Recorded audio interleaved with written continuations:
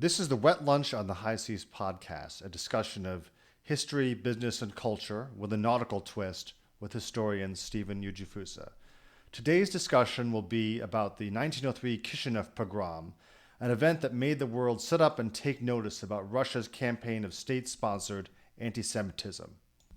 The mass immigration of Jews from the Russian Empire began truly in 1881, following the assassination of Tsar Alexander II. Tsar Alexander II was known as a relatively liberal czar who was steadily moving his country towards constitutional monarchy. This was a break from the tradition of his father, Nicholas I, who had doubled down on Russia's tradition of autocracy during the 1830s to the 1850s. Alexander II was murdered by an anarchist group in St. Petersburg by two bomb blasts, one of which disabled his carriage and the second of which killed him.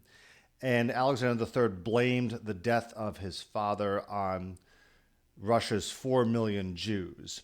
He felt that Jews were bringing in liberal influences from Western Europe. He felt they were disloyal subjects to the Russian Empire and began cracking down on Jewish life in Russia. It was already pretty bad in the Pale of Settlement by imposing rules such as the May Laws, which restricted Jewish business activity and pretty much made life from being bad to being pretty much intolerable.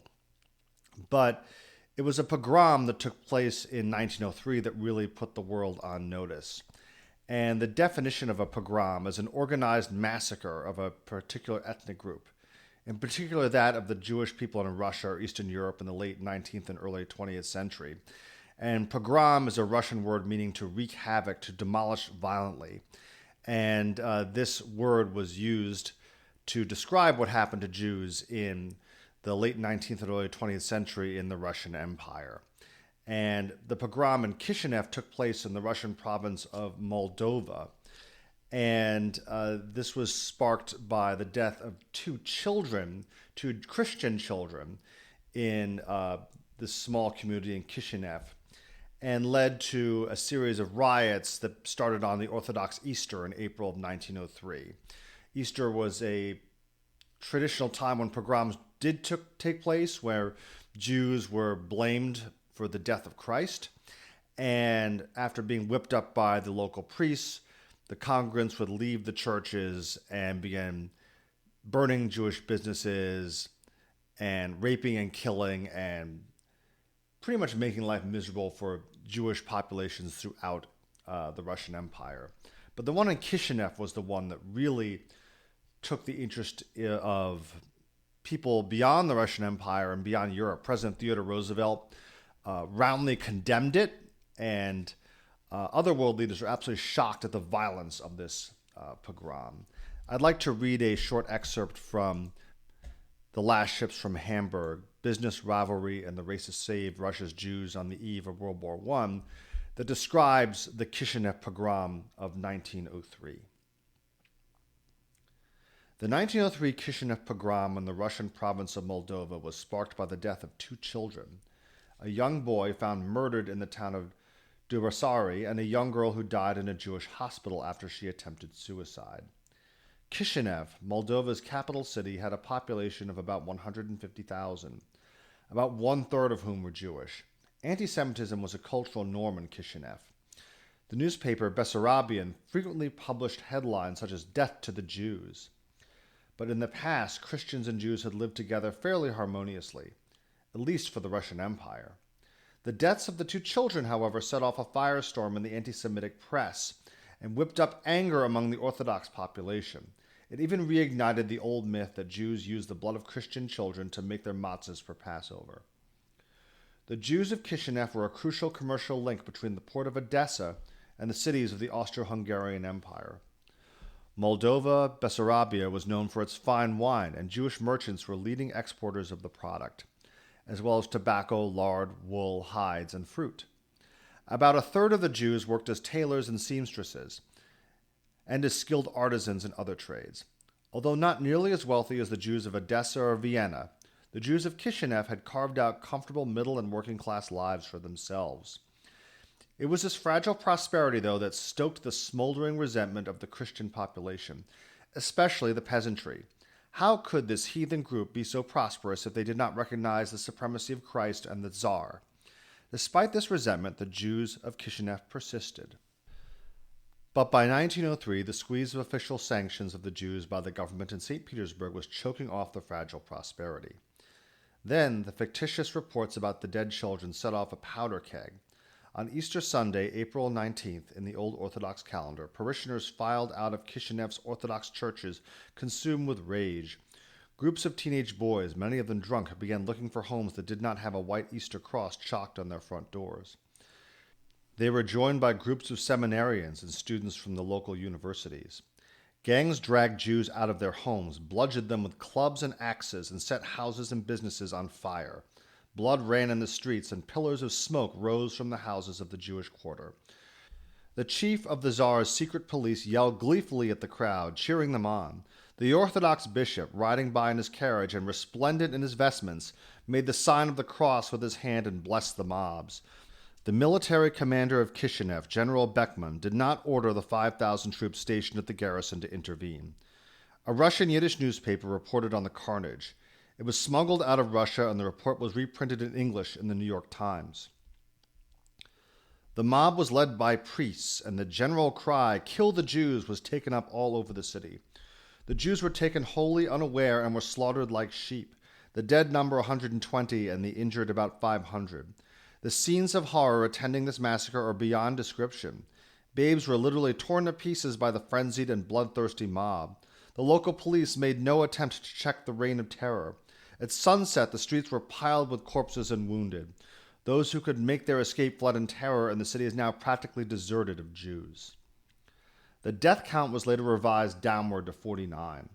The number of injured rose to 592. In addition, 700 homes were destroyed and 500 businesses looted. That December, 37 men who had participated in the riots were accused of murder and put on trial. 21 of them were convicted and sentenced to periods of hard labor ranging from 6 months to 2 years. The rest were acquitted. When the Jewish witnesses were called to the stand, they were forbidden by the judge to characterize the riots as anti-Semitic or imply that they were instigated by the press, the clergy, and the police. President Theodore Roosevelt was horrified by the atrocities.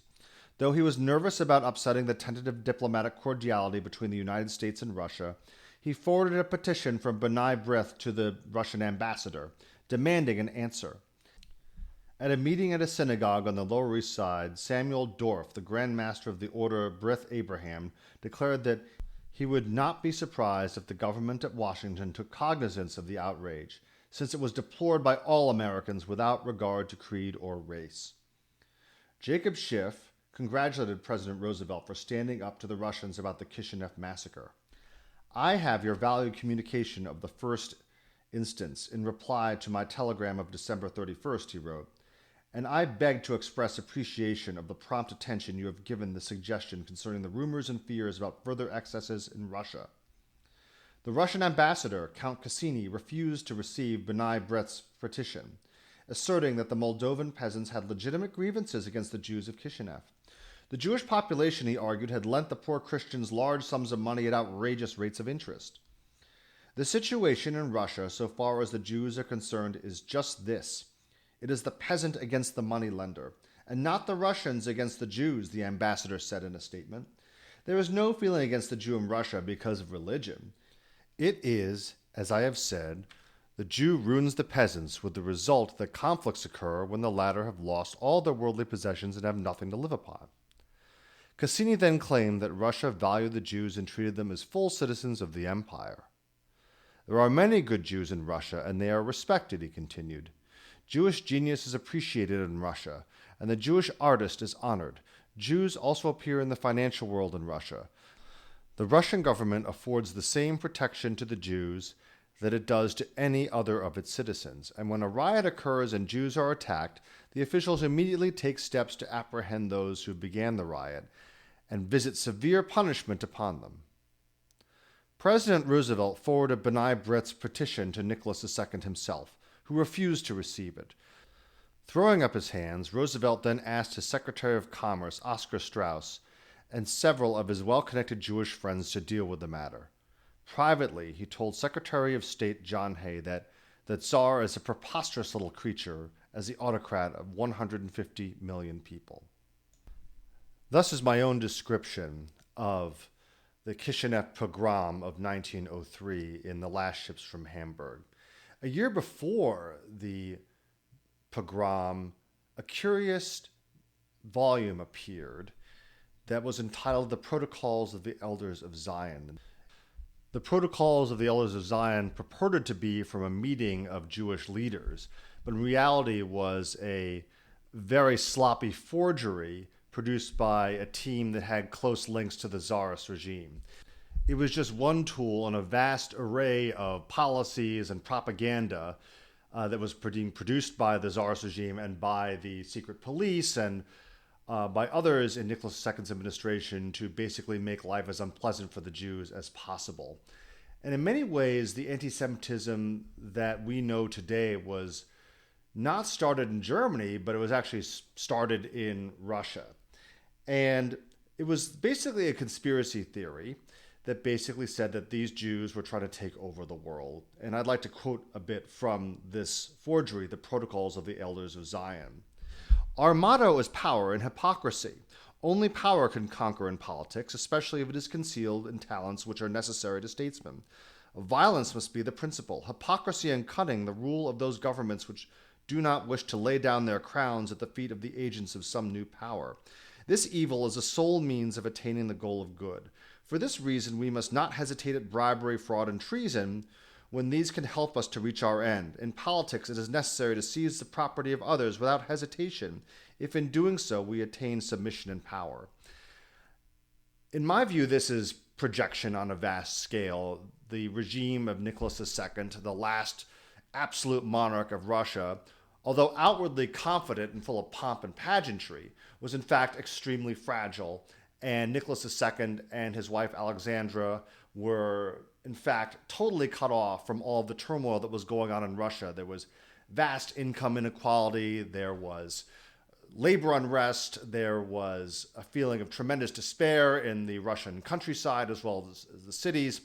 And a document such as the Protocols was a very clever way of deflecting blame from the Tsarist regime to the minority of the Russian Jews. And this document unfortunately spread throughout the world. But even in Germany, which had a relatively liberal attitude towards the Jews, at this time, even prominent Jews were noticing that something was changing in the air. And one of them was a chemist named Chaim Weizmann, who was born in Russia but was studying chemistry at the Polytechnic Institute at Darmstadt. And this is what he wrote about what he saw going on in Germany as opposed to Russia. And by the way, Jews in Germany had had equal rights since the 1860s and 70s, and especially after unification in 1871. Weizmann noted, anti-Semitism was eating deep into Germany in those days, a heavy, solid, bookish anti-Semitism, far more deadly in the long run than the mob anti-Semitism of Russian city hooligans and prelates. It worked itself into the texture of the national consciousness.